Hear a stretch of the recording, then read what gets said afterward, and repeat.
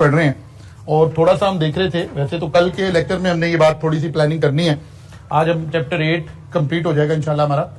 तो फिर कल हम देखेंगे कि हमारे एंड पर अब पेंडिंग क्या रह गया। एक तो चैप्टर 9 नजर आता है, छोटा सा चैप्टर है, उसमें तो इतना लंबा काम नहीं है। चैप्टर 10 का हमें डिसीजन लेना है कि चैप्टर 10 आपने दोबारा पढ़ना है स्टैट, और या के क्या करना है उसको देखना है हमने थोड़ा सा। वो इतना ज्यादा फिलहाल एग्जामिनेशन में उसका वेटेज बिल्कुल नहीं है, क्योंकि वो वाली टेक्निक से एग्जामिनर सवाल नहीं बनाता। हाँ, एमसीक्यूज उसमें से 1-2 डाल के उसको इंटैक्ट रखता है चैप्टर 10 को, लेकिन उसके ऊपर हम खैर डिसीजन ले लेंगे। और एक चैप्टर हमने थोड़ा सा और आगे से पढ़ना है अदनान साहब वाले एरिया में से। कौन सा है चैप्टर नंबर? वो रिस्क वाला।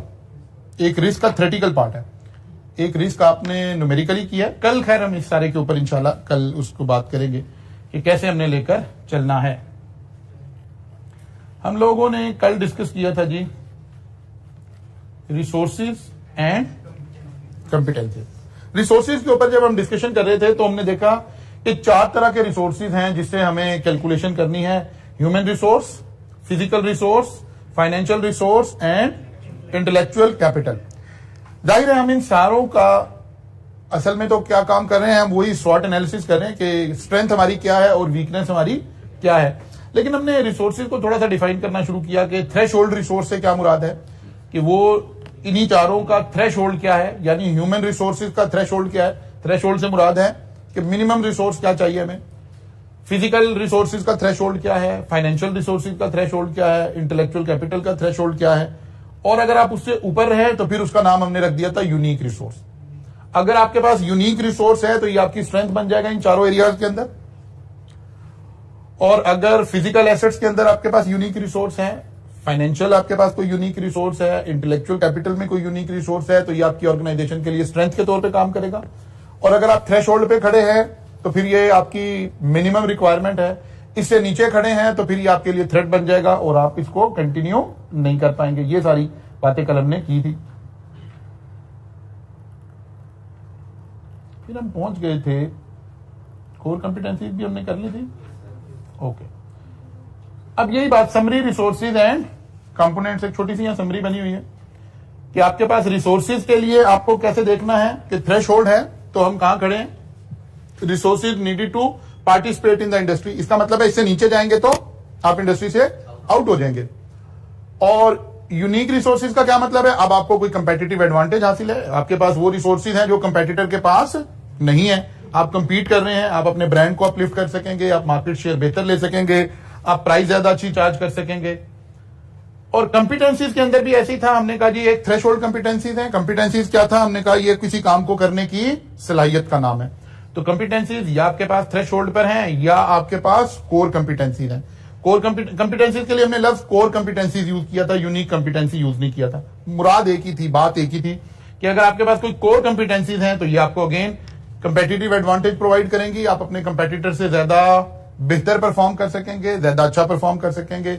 और कंपेटिटिव एडवांटेज हम कई दफा देख चुके हैं कि 2 एंगल से बातों को देखने की बात है, या आप सेम प्रोडक्ट प्रोड्यूस कर रहे हैं लेकिन प्राइस कम है, या फिर आप कॉस्ट लीडरशिप में हैं। आप इसी कॉन्सेप्ट को फिर थोड़ा सा और आगे लेकर चल रहे हैं। क्या लिखा हुआ है जी, capabilities and competitive advantage. Competitive advantage का जिक्र अगेन एंड अगेन आ रहा है और वही 2 बातें यहां लिखी हुई हमें नजर आ रही हैं कि या तो आप क्या कर रहे होंगे, चीजें सस्ती बेच रहे होंगे, या बेटर क्वालिटी सेम प्राइस पर प्रोवाइड कर रहे होंगे। कैपेबिलिटीज की डेफिनेशन आ गई थी और हमने इसे 2 तरह से डिफाइन किया था कि capabilities are the ability to do something. किसी भी इदारे का किसी काम को करने की जो सलाहियत है, एक, क्योंकि जब भी आप कोई काम कर रहे होंगे तो वो जो हमने अभी रिसोर्सेज पढ़े हैं, ये उन 4 रिसोर्सेज की एक कोऑर्डिनेटेड एफर्ट होगी। यानी आपके पास इंटेलेक्चुअल प्रॉपर्टी भी है, आपके पास ह्यूमन रिसोर्स भी है, आपके पास फाइनेंशियल रिसोर्स भी है, आपके पास एसेट्स भी हैं। इन 4 को आप कोऑर्डिनेटेड एफर्ट जब आप लगाएंगे तो उससे कैपेबिलिटी क्रिएट होगी कि ये काम करने की सलाहियत आपकी क्या है। इससे हमें पता चलेगा कि हमारी ऑर्गेनाइजेशन का स्टेटस कंपैरेटिव टर्म में कहां खड़ा हुआ है। अच्छा जी, फिर हमने कहा कि एक टर्म हमने डिफाइन की डायनामिक कैपेबिलिटी। हमने कहा डायनामिक कैपेबिलिटी का कॉन्सेप्ट यहां से आया कि जब आपको कोई भी कंपेटिटिव एडवांटेज हासिल है तो वो आज की तारीख की बात हो रही है। हो सकता है वो बिल्कुल शॉर्ट टर्म में हो, बाकी लोग भी उसको फौरी तौर पे एक्वायर कर लें, तो हमने कहा डायनेमिक कैपेबिलिटीज एक ऐसी कैपेबिलिटी का नाम है जो कंटिन्यूअसली कैपेबिलिटीज अडॉप्ट करने का नाम है कि ठीक है, जब लोग यहां पहुंचेंगे तो हम यहां से आगे जा चुके होंगे। मैंने कल भी एग्जांपल आपको दी एप्पल की, सैमसंग की, हर वो कंपनी की जो लीड कर रही है। तो जाहिर है बाकी लोग उसे फॉलो कर रहे हैं, लेकिन फॉलो करने वाले जब वहां पहुंचेंगे तो वो इससे ज्यादा आगे जा चुके होंगे, इससे ज्यादा रिसर्च एंड डेवलपमेंट में आगे जा चुके हुए होंगे। लोग अमेजोन के मॉडल को जाहिर कॉपी करने की सारी दुनिया में कोशिश कर रहे हैं, लोग गूगल के मॉडल को सारी दुनिया में कोशिश कर रहे हैं। तो अब वो लोग भी ट्रैवल कर रहे हैं, लेकिन ये कंपनीज भी ट्रैवल कर रही हैं और इनकी कैपेबिलिटी ज्यादा है, इनके पास बजट ज्यादा है, इनका R&D ज्यादा है, इनके पास ह्यूमन रिसोर्स ज्यादा है, तो गूगल ज्यादा बेहतर परफॉर्म कर सकेगा बाकी उसकी। अगर तो ये वाला कॉन्सेप्ट है तो हम कहेंगे कि फिर इन इदारों के अंदर कौन सी क्वालिटी है? डायनामिक कैपेबिलिटी है कि ये कंटिन्यूसली चीजों को आगे लेकर जाएंगे और कंपेटिटिव एडवांटेज को कंटिन्यू करेंगे, उसको आगे लेकर चलेंगे। फिर एक कॉन्सेप्ट आ रहा है जी, cost efficiency and strategic capability. अच्छा, कॉस्ट एफिशिएंसी पे आपका कहीं भी जिक्र आ जाएगा इस सिलेबस में। कॉस्ट एफिशिएंसी का क्या मतलब है? कॉस्ट इफेक्टिवनेस, मिनिमम कॉस्ट के जरिए से हम चीजों को प्रोड्यूस कर सकें। तो कॉस्ट एफिशिएंसी में आपको दो नाम कहीं लिखने चाहिए। एक TQM का लफ्ज आप लिख लिया करेंगे, टोटल क्वालिटी मैनेजमेंट, और एक काइजियन कॉस्टिंग। ये दो टर्म्स एग्जाम में अगर कॉस्ट एफिशिएंसी की बात करने की जरूरत पड़े तो हम ये दो टर्म कहीं kaizen, continuously reduce cost over time, ये कॉन्सेप्ट है असल में कॉस्टिंग के अंदर। अब जब आप कॉस्ट का पोर्शन पढ़ रहे हैं तो कॉस्ट में हमारे यहां जैपनीज ने बहुत ज्यादा काम किया हुआ है। ये टारगेट कॉस्टिंग है, लाइफ साइकिल कॉस्टिंग है, और कॉस्टिंग के बहुत सारे कॉन्सेप्ट ये हमें जैपनीज की तरफ से मिलते हैं। वहां के लोगों ने इन कॉन्सेप्ट को ज्यादा इंट्रोड्यूस किया। इन दोनों कॉन्सेप्ट का एक ही मतलब है, ये कहते हैं कि जो कॉस्ट रिडक्शन है ना, आपने आजकल वो एक एक्टिविटी बेस्ड कॉस्टिंग भी पढ़ी होगी कॉस्ट अकाउंटिंग के अंदर, ABC पढ़ी है कि नहीं पढ़ी? न्यू एडिशन अभी पढ़ाया नहीं है। एक्टिविटी बेस्ड कॉस्टिंग भी असल में क्या करती है, ओवरहेड्स की बात हो रही है आपकी उसके अंदर, ठीक है ना। ओवरहेड्स की कॉस्ट को एलोकेट करने के लिए एक्टिविटी बेस्ड कॉस्टिंग एक अपना कॉन्सेप्ट, पहले आप देखते हैं एब्जॉर्प्शन रेट निकालने का एक कॉन्सेप्ट आपने पढ़ रखा है। ये एब्जॉर्प्शन रेट को मॉडर्न तरीके से निकालने की बात करते हैं एक्टिविटी बेस्ड कॉस्टिंग। और ये कहते हैं कि जब आप कॉस्ट को एनालाइज करेंगे ना, डिटेल में उतरेंगे किसी भी कॉस्ट को, तो आपकी हर कॉस्ट दो हिस्सों में बट जाएगी, एक वैल्यू एडिड कॉस्ट और एक नॉन वैल्यू एडिड कॉस्ट।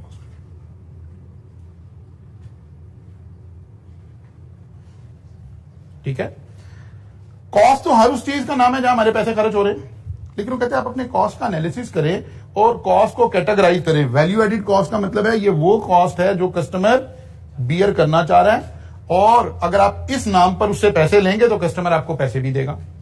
लेकिन ये वो कॉस्ट है जो फ्री में कस्टमर को मिले तो वो खुश हो जाता है, लेकिन अगर कहें कि इस चीज के पैसे दें तो कहते हैं मुझे तो चाहिए नहीं, आपको किसने कहा मुझे दें। मैंने लास्ट टाइम भी आपको कहा था कि वो आप AC खरीदने गए और वो डिब्बा टूटा हुआ था, तो उन्होंने कहा जी डिब्बा तो मुझे चाहिए नहीं। काइजियन कॉस्टिंग ये कॉन्सेप्ट देती है कि कोई शख्स जो कॉस्ट के ऊपर काम करना चाहता है ना, और वो चाहता है कि मेरी कॉस्ट रिड्यूस हो जाए, तो कहता है कि जरूरी नहीं है कि आप कोई बड़ा मेजर चेंज लाएंगे तो कॉस्ट रिड्यूस होगी। वो कहता है ये एक कंटिन्यूस प्रोसेस का नाम है। आपके सारी ऑर्गेनाइजेशन, सारा इदारा इसके ऊपर ट्रेंड होना चाहिए कि हमारा जो कॉस्ट का ग्राफ है ना, that should be downward sloping. क्या आप बहुत माइनर कॉस्ट में रिडक्शन करें, लेकिन आपको हर मर्तबा पिछले से कॉस्ट रिड्यूस करनी है। यानी अपने प्रोसेस को इतना माइन्यूटली आपने स्टडी करना है कि आप कंटिन्यूसली देख रहे हो कि अब कस्टमर की नजर में क्या चीज वैल्यू एडिड रहेगी और क्या नहीं रहेगी, और नॉन वैल्यू एडिड एक्टिविटीज को आप रिमूव करते रहें कंटिन्यूसली करते रहें, भले वो पेनीज में सेविंग हो रही हो। काइजियन का मतलब ही उस लैंग्वेज में पैटी के सेंस में है, माइनर पैटी। मतलब हम कह रहे हैं यार एक क्लास हो रही है ना, तो अगली क्लास के दरमियान 5 मिनट का गैप है। लेट्स से एक बच्चे निकल के जा रहे हैं, 5 मिनट के बाद दूसरे बच्चे क्लास में एंटर हो रहे हैं। हम कहते हैं यार हमें हर एज अ नेशन हमें सबको ये आदत होनी चाहिए कि जैसे ही हम रूम खाली कर रहे हो तो हम लाइट्स ऑफ कर दें। अब 5 मिनट्स लाइट ऑफ होने से कितनी बिजली की बचत हो जाएगी, ये कॉन्सेप्ट कहता है ये नहीं सोचना, बल्कि आपने देखना है कि यार ये 5 मिनट कोई वैल्यू ऐड कर रहे थे कि नहीं कर रहे थे। नहीं कर रहे थे, इसको रिमूव होना चाहिए। तो टोटल क्वालिटी मैनेजमेंट और काइजियन कॉस्टिंग, ये बस आपने जब भी इस तरह का जिक्र आए तो ये आपके सिलेबस में दोनों टॉपिक नहीं है, लेकिन आपने इसका नाम जरूर लिख देना है कि total quality management and kaizen costing की मदद से हम कंटिन्यूसली कॉस्ट रिडक्शन की बात कर रहे होंगे। तो ये दोनों कॉन्सेप्ट हमें कहते हैं कि आपने कंटिन्यूसली कॉस्ट को रिड्यूस करने की बात करनी है हर बजट में। बजटिंग अभी आप पढ़ने लगे हो, हर बजट में अगली दफा हमने टारगेट रखना है कि हमारी कॉस्ट फर्दर कम हो जाए। किसकी मदद से? एफिशिएंसीज की मदद से या non value added cost remove करने की मदद से। चलिए, वो कह रहा जब आप ये सारा काम कर पाएंगे तो फिर जाहिर है आपकी अगर कॉस्ट कम होगी तो फिर आपको कंपेटिटिव एडवांटेज आना शुरू हो जाएगा। अगर कंपेटिटर का वेस्टेज ज्यादा है और आपका वेस्टेज कम हो गया, competitor non value added activities add कर रहा है और आपने वो रिमूव करनी है, तो ऑब्वियसली आपकी कॉस्ट सेविंग हो गई है, आप लो कॉस्ट पर चीजें बेच सकेंगे और आपको कंपेटिटिव एडवांटेज हासिल हो जाएगा। फिर वो कहते हैं ये जो एफिशिएंसीज हैं इनको अचीव करने का आपके पास दो ऑप्शन है। एक ऑप्शन है इकोनॉमीज ऑफ स्केल की और दूसरी ऑप्शन है इकोनॉमीज ऑफ स्कोप की। इकोनॉमीज ऑफ स्केल से क्या मुराद है? लार्ज, उस पर हम लार्ज स्केल पर या ऐसे पर कहें, इकोनॉमीज ऑफ स्केल को इकोनॉमिक ऑर्डर क्वांटिटी का एक कॉन्सेप्ट पढ़ा था आपने, या होल्डिंग कॉस्ट और कैरिंग कॉस्ट को हम क्या कर रहे थे कॉस्ट के अंदर। यहां भी आपने वो डेटर्स मैनेजमेंट और क्रेडिटर्स मैनेजमेंट पढ़ी है जब आपने अपने इस वाले अदनान साहब के पोर्शन में, कि हमें डेटर कितने होल्ड करने चाहिए, क्रेडिटर कितने होल्ड करने चाहिए। तो हम असल में क्या कर रहे होते हैं, कुछ चीजों को बैलेंस कर रहे होते हैं। इकोनॉमीज ऑफ स्केल का यही मतलब है कि जरूरी नहीं बल्क में ही बनाएंगे तो इकोनॉमीज ऑफ स्केल आएगी। बाद दफा किसी चीज की कोई इकोनॉमिक ऑर्डर क्वांटिटी होती है कि इस क्वांटिटी में बनाएंगे, इस मल्टीपल में बनाएंगे तो कॉस्ट मिनिमम आएगी, इसको क्रॉस करेंगे तो कॉस्ट एक्सीड कर जाएगी। वो कहते हैं इस बात को बड़ी अहमियत हासिल है, लेकिन आमतौर पर इकोनॉमीज ऑफ स्केल को हम आउटपुट लेवल के साथ ही लिंक करते हैं, क्योंकि फिक्स कॉस्ट हमारा एक मेजर पोर्शन होता है। तो जितना आप प्रोडक्शन ज्यादा करेंगे फिक्स कॉस्ट उतनी इररेलेवेंट होती जाएगी, कम होती जाएगी। हत्ता कि जब ये चाइनीज ने अपना रेवोल्यूशन प्लान किया और ये कौम हमारे से ज्यादा बुरे हालात में थी, ठीक है ना, इकोनॉमिकली हर लिहाज से नशे में डूबी हुई, बुरा हाल। लेकिन जब इन्होंने रिवाइवल किया तो इन्होंने उस वक्त, अभी बिल्कुल चाइनीज कुछ नहीं थे, इन्होंने कुछ इस तरह के फोर कॉस्ट बनाए। इन्होंने कहा जी हम अक्रॉस द ग्लोब जो प्रोडक्शन हो रही है पूरी दुनिया की, उसका 50% हम प्रोड्यूस करेंगे। तो लोग हंस रहे थे उस वक्त कि ये अभी नशे में डूबी हुई कौम ये क्या बातें कर रही है। लेकिन अगर आज हम देखें तो मोर और लेस शायद ऐसा ही हो गया, ठीक है ना। उस वक्त जहां बहुत सारी दूसरी बातें उन्होंने असिस्ट किया इस चाइनीज को अपना रेवोल्यूशन प्लान करने में, वहां एक ये कॉन्सेप्ट भी था कि गवर्नमेंट ने दो बड़े कॉन्सेप्ट उस वक्त वहां इंट्रोड्यूस किए अवाम को। और अगर ये आप प्रोड्यूस करें, जो कुछ आप प्रोड्यूस कर सकते हैं ना, जो आपकी कैपेबिलिटीज है, आप प्रोडक्शन हमें दे दें। जो भी आप प्रोड्यूस करेंगे गवर्नमेंट उसको बाय कर लेगी, कॉटेज इंडस्ट्री से। और गवर्नमेंट का जो एक्सपोर्ट प्रोसेसिंग जोन है ना, दैट विल डिसाइड कि यार ये चीज दुनिया के किस हिस्से में बेची जा सकती है, कैसी क्वालिटी है और दुनिया के किस हिस्से में बेची जा सकती है। तो जो कॉटेज इंडस्ट्री वाले लोग थे ना, स्मॉल इंडस्ट्रीज वाले लोग थे, हमारे यहां भी दुनिया की हर जगह पर जो कॉटेज इंडस्ट्री है उसे सबसे बड़ा मसला होता है कि यार मैं अपनी चीजें सेल कहां करूंगा। उन्होंने वो हर्डल रिमूव कर दिया। उन्होंने कहा सेल आपका मसला नहीं है, आपको मार्कर बनाने आते हैं, आप मार्कर बनाने शुरू करते हैं। आपको कोई छोटी छोटी बास्केट्स बनानी आती हैं, आप वो बनानी शुरू करते हैं। आपको टॉयज बनाने आते हैं, वो बनाने शुरू करते हैं।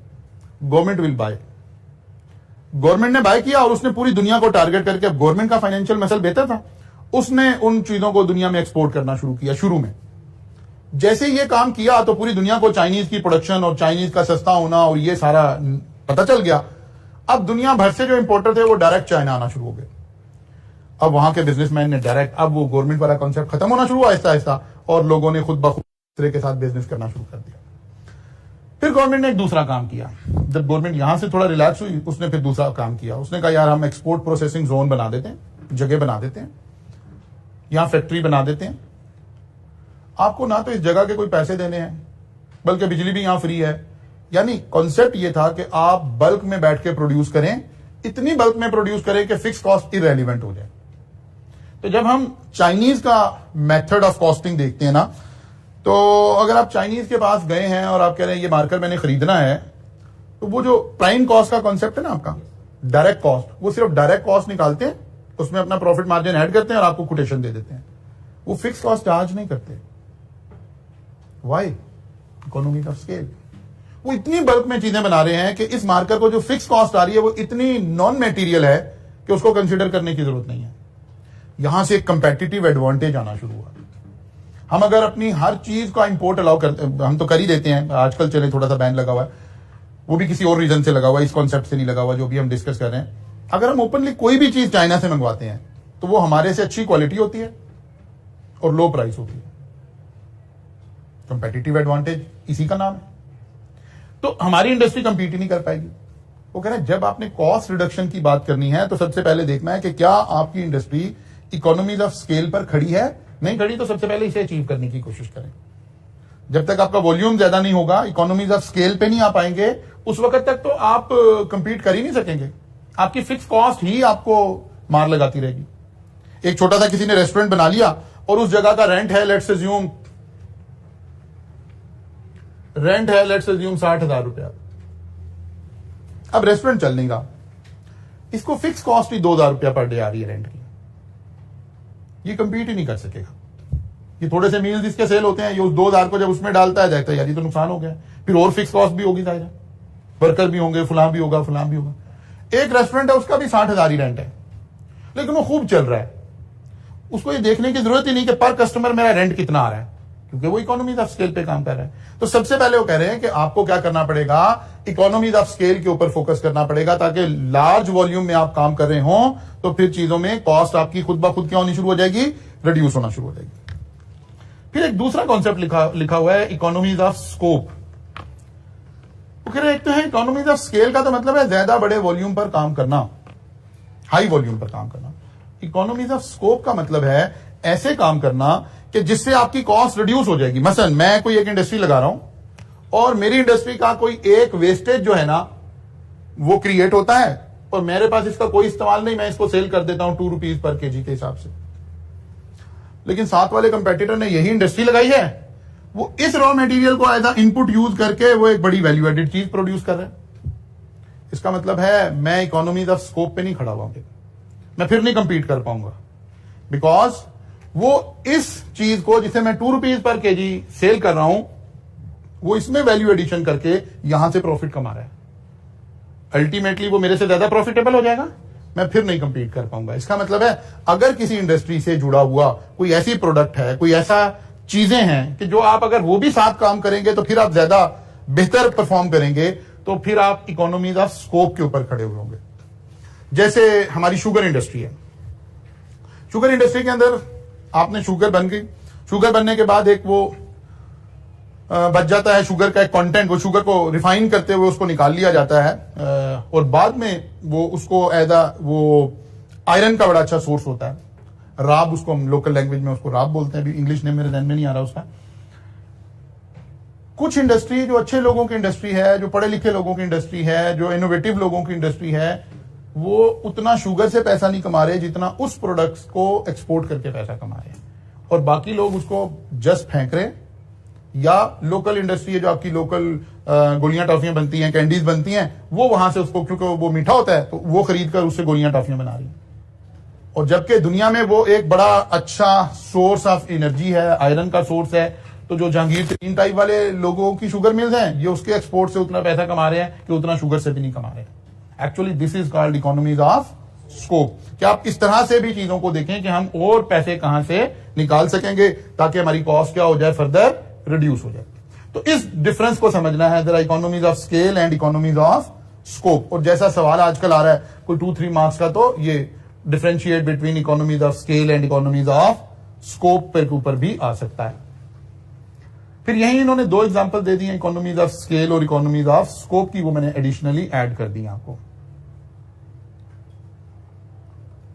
इसके बाद एक अहम बात जो डिस्कस हो रही है, that is analysing strengths and weaknesses.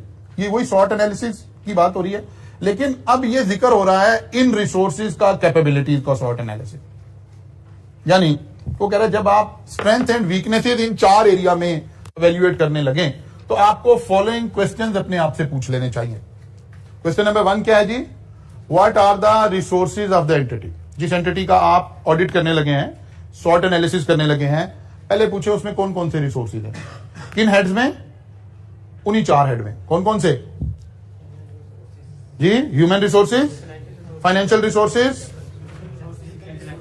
Physical assets का रिसोर्सेज एंड इंटेलेक्चुअल। वो कहता है पहले तो ये पता करें कि जिस इंडस्ट्री के बारे में आप बात कर रहे हैं वहां कौन से रिसोर्सेज हैं भी कि नहीं है। Number 1, which of this resources are unique और स्पेशल। क्या हमारे पास कोई यूनिक या स्पेशल रिसोर्सेज हैं, या हम थ्रेशोल्ड पे काम कर रहे हैं? तो अगर थ्रेशोल्ड पे काम कर रहे हैं तो फिर तो स्ट्रेंथ तो कोई नहीं है, लेकिन अगर आप थ्रेशोल्ड या उसके आसपास काम कर रहे हैं तो वीकनेसेस है कि बाकी लोगों के पास कोई यूनिक रिसोर्स है, आपके पास कोई यूनिक रिसोर्स नहीं है। Will requirement for resources change. और फिर ये भी देखें कि जिस इंडस्ट्री में आप काम कर रहे हैं क्या उसमें चेंजिंग एनवायरमेंट है, डायनेमिक एनवायरमेंट है, या बस ऐसे ही है, बिजनेस एनवायरमेंट स्टेबल है और उसी तरह ही चल रहा है। अब ये बात जो है ना, ये बड़ी सब्जेक्टिव मैटर है। मतलब हम आज से कोई 5 साल पहले जब यही टॉपिक पढ़ाते थे तो हम कहते थे कि स्टेबल एनवायरमेंट के लिए हम आमतौर पर एक एग्जांपल दे दिया करते थे कि ये जो ब्रिक्स बना रही हैं कंपनी, भट्टे जो ईंटें बना रहे हैं, this is a stable environment. कि आप देखें वो एक ईंट बन रही है सदियों से, उसी तरह चलती जा रही है, चलती जा रही है, तो वहां कोई भी डायनेमिक एनवायरमेंट कोई नहीं है। ईंट बन रही है, भट्टे में पक रही है, आ रही है, इमारतें बन रही हैं। लेकिन आज अगर मैं ये एग्जांपल दूं तो मेरे अंदर से आवाज आएगी कि नहीं यार, ये तो मैं ठीक बात नहीं कह रहा हूं। तो वहां भी चेंज आने शुरू हो गया है। ठीक है, कंक्रीट के ब्लॉक्स आना शुरू हो गए। फिर कंक्रीट के ब्लॉक्स तो चले, हमारे रीजन में जहां हम रह रहे हैं यहां कंक्रीट के ब्लॉक्स इतने ज्यादा वो नहीं है, लेकिन अब वो एक ऐश की वो आने शुरू हो गई हैं, ब्रिक्स आना शुरू हो गई हैं।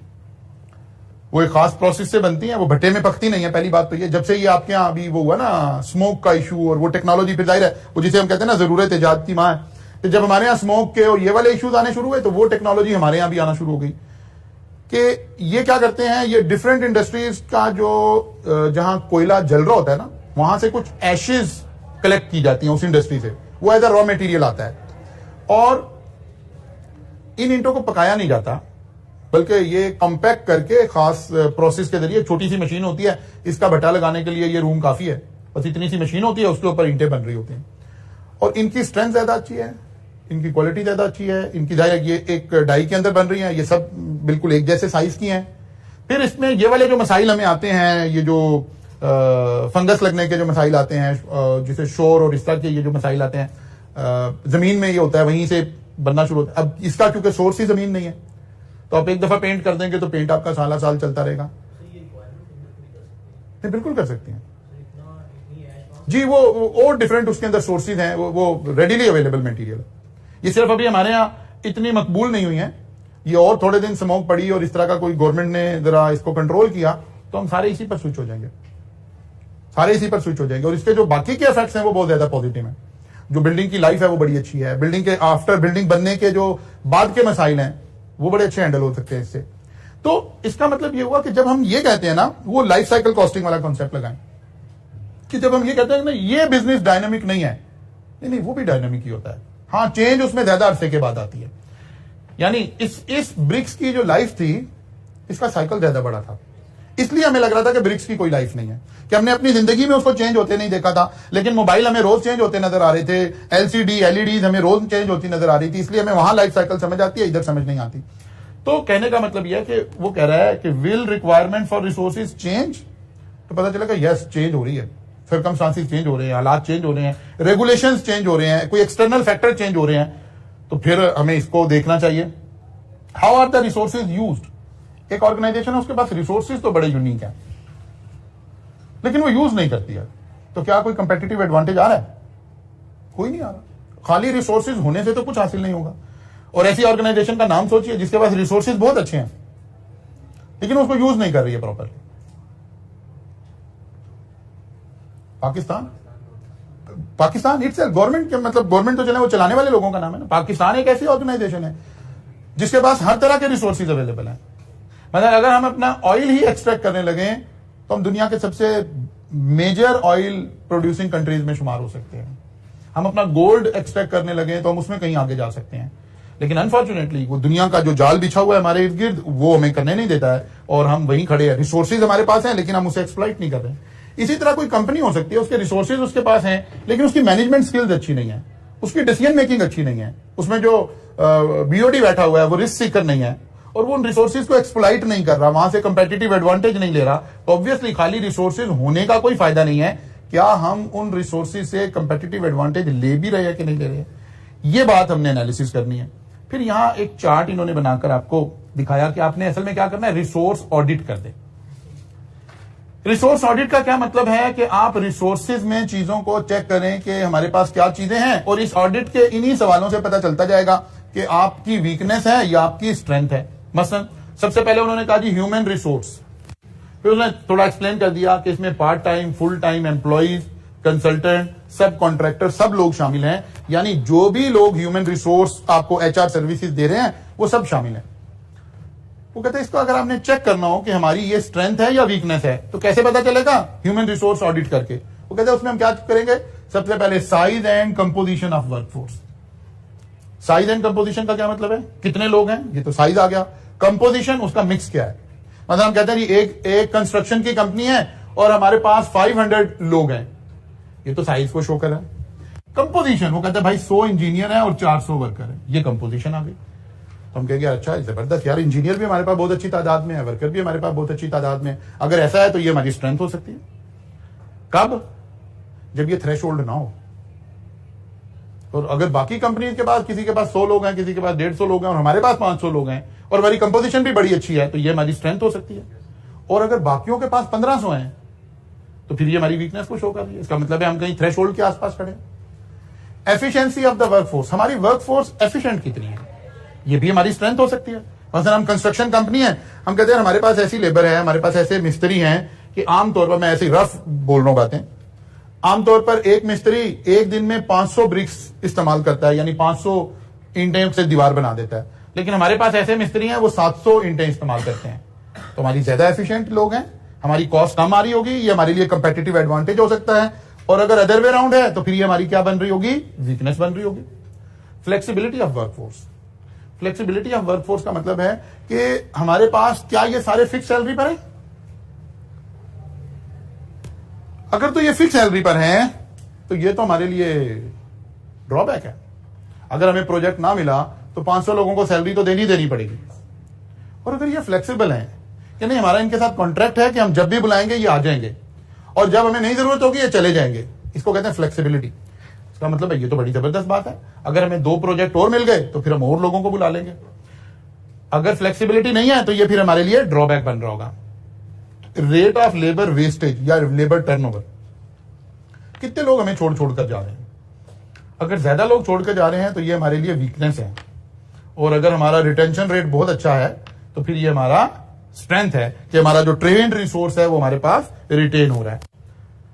Labour relation between management and workers, हमारे हालात क्या हैं, पीआईए वाले हालात हैं कि हर वक्त मैनेजमेंट और वर्कर वहां लड़ रहे हैं, स्ट्राइक्स हो रही हैं, तो फिर तो ये हमारे लिए वीकनेस है। लेकिन अगर हम कहते हैं नहीं बड़े आइडियल हालात हैं, हमारे यहां कभी भी आज तक स्ट्राइक नहीं हुई है, कोई मसला होता है लेबर मैनेजमेंट बैठकर उसको रिजॉल्व कर लेती है, फिर ये हमारी स्ट्रेंथ बन जाएगी। स्किल, एक्सपीरियंस, क्वालिफिकेशंस, अगर ये थ्रेशोल्ड से ऊपर है सारी चीजें तो हमारे लिए बड़ी जबरदस्त बात है। और अगर ये सारी चीजें हमारी स्किल, एक्सपीरियंस, हमारे क्वालिफिकेशन थ्रेशोल्ड लेवल पर खड़ी हैं तो फिर हमें सोचना चाहिए, फिर हमारे लिए थोड़ी सी प्रॉब्लम आ गई। एनी पर्टिकुलर एक्सपर्टाइज, कोई खास एक्सपर्टीज हमारी लेबर के पास है, बाकियों के पास नहीं है, ये तो बड़ी जबरदस्त यूनिक सेलिंग फीचर हो सकता है हमारा। और अगर बाकियों के पास है और हमारे पास नहीं है तो फिर ये बहुत बड़ा ड्रॉबैक हो सकता है। लेबर कॉस्ट, सैलरी, वेजेस, इस तरह की चीजों से हम एचआर का ऑडिट कर रहे होंगे। ऑडिट से मतलब है देख रहे होंगे कि हमारी स्ट्रेंथ क्या है और हमारी वीकनेसेस क्या है। फिर इसी तरह मैनेजमेंट के एरिया में घुस जाए, size of the management team, कितने लोग हैं, हिस्टोरिकल परफॉर्मेंस, इस कंपनी की हिस्टोरिकल परफॉर्मेंस क्या है। उधर आप सी लॉ में और बाकी सब्जेक्ट्स में इस तरह की चीजें पढ़ते हैं कि हम 5 साल की पीछे परफॉर्मेंस कंपनी की बता रहे होते हैं, जो फाइनेंशियल। और अगर आप किसी लिस्टेड कंपनी की परफॉर्मेंस उठाए ना, मसलन चलो मालकों की कंपनी उठा लें, फौजी फर्टिलाइजर की जाके आज निकाल लें, एफएफसी, ठीक है, तो फौजी फर्टिलाइजर की लिस्टेड कंपनी है क्योंकि इसकी आपको बैलेंस शीट मिल जाएगी, फाइनेंशियल स्टेटमेंट मिल जाएंगे 2021 के 22 तो अभी क्लोज हुआ है, तो वो आप डाउनलोड कर लें पीडीएफ के अंदर, तो आपको वहां पिछले 5 साल की हिस्ट्री नजर आ रही होगी कि अर्निंग पर शेयर कैसे इंक्रीज हो रही है, सेल कैसे इंक्रीज हो रही है, बाकी चीजें कैसे इंक्रीज हो रही हैं। अगर ये इंक्रीज हो रही हैं तो ये मैनेजमेंट की स्ट्रेंथ शो हो रही है ना। और अगर किसी कंपनी में कॉन्स्टेंटली ये डाउन आ रही है, पीआईए की उठा लें, तो फिर ये कॉन्स्टेंटली डाउनफॉल नजर आ जाएगा आपको, तो पता चलेगा कि यहां की मैनेजमेंट अच्छी है और यहां की मैनेजमेंट बुरी है। तो ऐसे हमें historical performance of the management पता चलेगी कि मैनेजमेंट ने कैसे परफॉर्म किया, तो यहीं से पता चलेगा स्ट्रेंथ है या वीकनेस है। स्किल्स ऑफ द मैनेजर अगर हमारे स्किल्स वाले हैं तो जाहिर है हमारी स्ट्रेंथ है। Nature of management structure, the division of authority and responsibility. Nature of management structure, management structure दो तीन तरह के होते हैं। एक को हम कहते हैं ब्यूरोक्रेटिक स्टाइल ऑफ मैनेजमेंट, एक को हम कहते हैं फंक्शनल ऑर्गेनाइजेशन, एक को हम कहते हैं डिविजनल ऑर्गेनाइजेशन। आमतौर पर बड़ी ऑर्गेनाइजेशन डिविजनल स्ट्रक्चर में खड़ी होती हैं। डिविजनल स्ट्रक्चर से हमें फायदा होता है कि हर डिवीजन की परफॉर्मेंस अलग अलग निकाली जा सकती है, ठीक है ना। मसलन केएनएन की एग्जांपल ले लेते हैं। केएनएन समझता है कि यार मेरे दो मेन कस्टमर हैं, एक डोमेस्टिक कस्टमर है और दूसरे कमर्शियल कस्टमर है। डोमेस्टिक कस्टमर में आप हम सारे बैठे हैं, हमारे घरों में जो नगेट्स और जो बाकी केएनएन की प्रोडक्ट्स यूज हो रही है, और केएफसी के अंदर, मैकडोनल्ड के अंदर, पिज्जा हट के अंदर जो केएनएन की प्रोडक्ट यूज हो रही है वो इसके कमर्शियल कस्टमर है। एक मैनेजमेंट स्ट्रक्चर ये है कि हम कहें यार हमने केएनएन की as a whole profit calculate करना है, कंपनी ने क्या कमाया, इसको कहते हैं फंक्शनल स्ट्रक्चर। एक है कि नहीं यार हमने देखना है डोमेस्टिक से क्या कमाया, इससे क्या कमाया, इसको कहते हैं डिविजनल स्ट्रक्चर। या जैसे होंडा की एग्जांपल है, आप फर्ज कर लें होंडा की 5 गाड़ियां आपकी कंट्री में है, तो अगर हम हर गाड़ी की अलग अलग प्रॉफिटेबिलिटी कैलकुलेट करना चाह रहे हो तो इसको क्या कहते हैं, डिविजनल स्ट्रक्चर। और अगर होंडा एज अ होल देखना चाह रहे हो तो इसको क्या कहते हैं, फंक्शनल स्ट्रक्चर।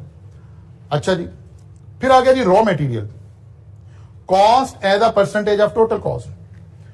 आपकी रॉ मटेरियल कॉस्ट कितनी है, ये बड़ी अहम बात है। वो इंडस्ट्रीज जिसमें रॉ मटेरियल की कॉस्ट बड़ी मेजर कॉस्ट है, इसका मतलब है उनका रिलायंस इनपुट मटेरियल के ऊपर ज्यादा है। अगर उसकी प्राइस बढ़ गई, अगर उसकी अवेलेबिलिटी कम हो गई, अगर कोई और प्रॉब्लम आ गई तो ये इंडस्ट्री ज्यादा प्रॉब्लम में चली जाएगी।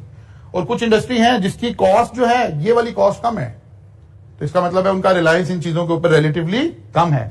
सोर्सेज, सप्लाई, ये वो सप्लाई चेन पीछे वाले टॉपिक को भी ध्यान में लें। कहां से मटेरियल खरीद रहे हैं, अच्छा जी इंपोर्ट कर रहे हैं, अगर इंपोर्ट भी बैन हो गया तो क्या होगा, किसे माल खरीद रहे हैं, कहता जी एक ही बंदा है, कहते हैं तो आपकी पोजीशन बड़ी वीक है, फिर उसकी तो पोजीशन बड़ी हाई है। तो ये देखना है कि कहां से खरीद रहे हैं, कितने सप्लायर हैं, ताकि हमें पता चले कि हमारी पोजीशन बेहतर है या सप्लायर की पोजीशन बेहतर है। तो जाहिर अगर हमारी बेहतर होगी तो स्ट्रेंथ बन जाएगी, सप्लायर की बेहतर होगी तो वीकनेस बन जाएगी। अवेलेबिलिटी, क्या ऐसा तो नहीं है कि रॉ मटेरियल ही नहीं मिलता, आप ऐसी इंडस्ट्री में काम कर रहे हैं, नहीं वो कहते हैं रॉ मटेरियल जितना कहेंगे मिल जाएगा, इसका मतलब है हम बेहतर है। और अगर रॉ मटेरियल की अवेलेबिलिटी प्रॉब्लम पड़ जाती है तो फिर तो हम बड़ी मुश्किल में है।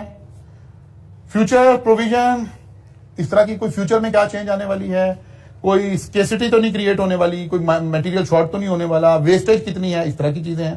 फिर non current assets, non current assets क्या थे हमारे, सारी प्रॉपर्टी, प्लांट, इक्विपमेंट। अब सबसे पहले तो देखना पड़ेगा कि वो हैं क्या इस इंडस्ट्री में। बस अगर हम एक ऑडिट फर्म का एनालिसिस कर रहे हो तो नॉन करंट एसेट की कोई वैल्यू नहीं, ठीक है ना। कोई प्लांट, मशीनरी कुछ भी नहीं, तो चंद कंप्यूटर और प्रिंटर पड़े हैं वो तो कोई भी ले आएगा, कोई भी बना लेगा, इसकी कोई अहमियत नहीं है। लेकिन अगर कोई बड़ी हाईटेक इंडस्ट्री की बात हो रही है जहां सारा काम ही मशीनों से होना है, तो फिर तो सारी बात उसकी है। मसलन टिन पैक की मैंने पहले भी एग्जांपल क्लास में आपको कोट की थी कि ये जो आपके टिन पैक्स आ रहे हैं, अब टिन पैक में ये प्लांट इतना वो है, महंगा है कि इवन पाकिस्तान में कोक और पेप्सी के पास ये प्लांट नहीं है और उन्हें आउटसोर्स करवाना पड़ रहा है, किसी और से फिलिंग लेनी पड़ रही है। अब यहां नॉन करंट एसेट बहुत ज्यादा अहमियत के हामिल हो गए हैं। तो सबसे पहले तो देखना पड़ेगा, फिर देखना पड़ेगा कि अच्छा करंट एसेट हैं, अहम है, कितने पुराने हो गए हैं, उनकी लाइफ कितनी हो गई है, कितनी रह गई है, ये पुराने होकर ज्यादा अहम होते जा रहे हैं या कि खराब होते जा रहे हैं। मतलब एक प्रॉपर्टी कंस्ट्रक्शन कंपनी है, उनके पास प्लॉट पड़े हुए हैं, वो जितने पुराने हो रहे हैं उतनी उनकी वैल्यू बढ़ रही है। लेकिन एक कंप्यूटर मैन्युफैक्चरर है, उसके बाद पुराने कंप्यूटर बहुत ज्यादा पड़े हैं, तो उसका तो नुकसान हो रहा है। तो देखना पड़ेगा कि किस तरह के हैं, किस तरह की उनकी नेचर है। व्हाट अमाउंट द सेल्स, अच्छा एक हम रेशो कैलकुलेट कर लेते हैं रेशो एनालिसिस की तरह से कि कितना पैसा लगाकर हमने कितना प्रॉफिट कमाया, यानी नॉन करंट एसेट में जो टोटल इन्वेस्टमेंट आ रही है वो, और जो प्रॉफिट आ रहा है इसको डिवाइड करके हम देखते हैं कि 1 रुपए के अगेंस्ट हम कितनी इन्वेस्टमेंट हमने की हुई है। ये एक रेशो निकालने का तरीका है। फिर देखना है कि टेक्नोलॉजिकली हम एडवांस हैं या आउटडेटेड हैं।